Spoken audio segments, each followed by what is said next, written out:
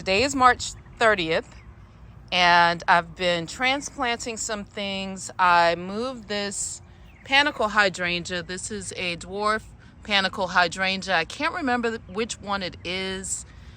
If I think of it, I'll tag it on the video. But I moved this to the area right in front of the bird bath because I think those blossoms would look really pretty in front of the bird bath. I have these March Madness hibiscus that will come up in the summertime, and they will take up a lot of space. So I'm adding some additional blooms to the front of this garden bed, but I'm making sure to give that hibiscus room. It's going to need a lot of room. So I purchased some Shasta daisies and purple heart to add into this area. I also plan to put that purple heart among this lamb's ear that I have here. This is the flowering lamb's ear. So I'm thinking that that purple heart will just kind of branch out around this lamb's ear and spread somewhat. And I just think that'll do really well in this spot. So yeah, that's what I'm working on today, adding Shasta daisies and purple heart to the long border.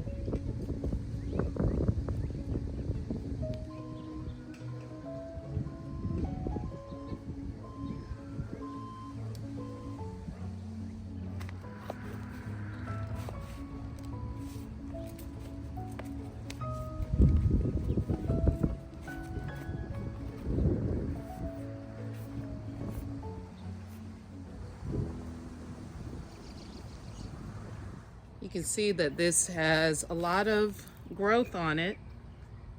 This is the type of plant that I would divide. And of course, I'm thinking about dividing it. I'm always thinking about dividing these plants.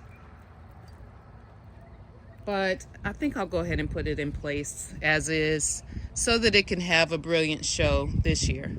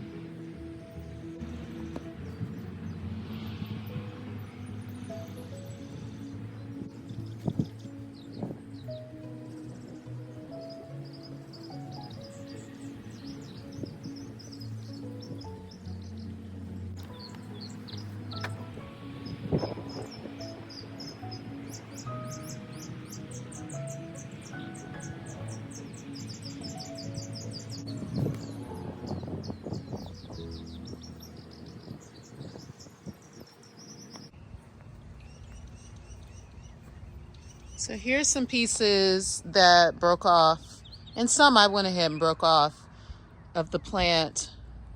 I'll put some of these in water, maybe a few directly in the ground, and a few in some cups, and we'll see which one propagates the best.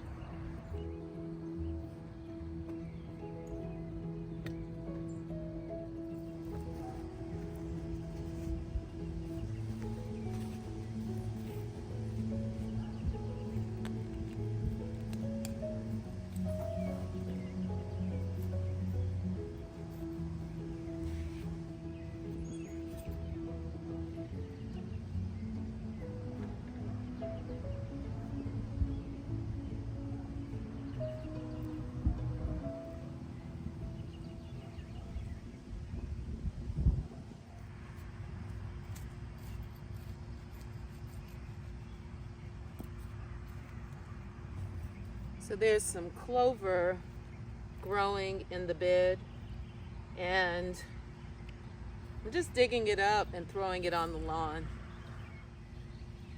My lawn is a mixture of clover, weeds, and fescue. I used to get the lawn treated years ago, and I stopped that. And I saw so much growth in pollinators, or I should say I saw so much growth in the population of pollinators, birds, and beautiful insects. So I no longer treat my lawn. If it's green, it's grass to me. So what I'm doing is digging a shallow hole and taking this cutting and just laying it on the ground so that the bottom is in that shallow hole. And that's how I propagate the Purple Heart. I decided I'll go ahead and take all of these cuttings and put them directly into the bed instead of propagating it, just for sake of time. I can always go back and take more cuttings later.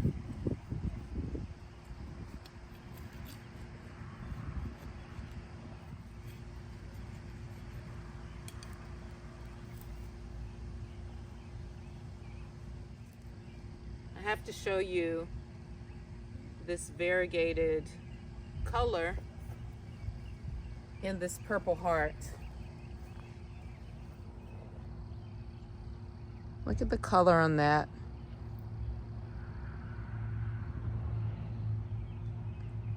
I'm hoping that that variegation will last even as it grows through the season. I think they're gorgeous.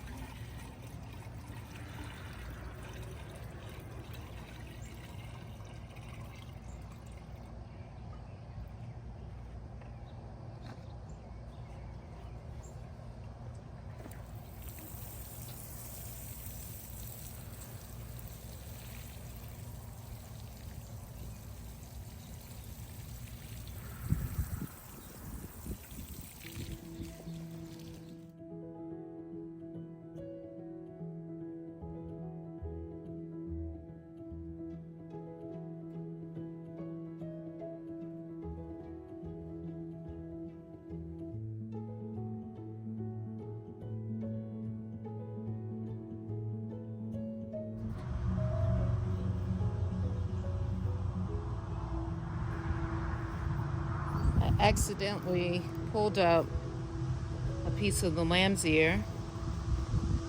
It does have roots attached, so I'll just put this back in the ground.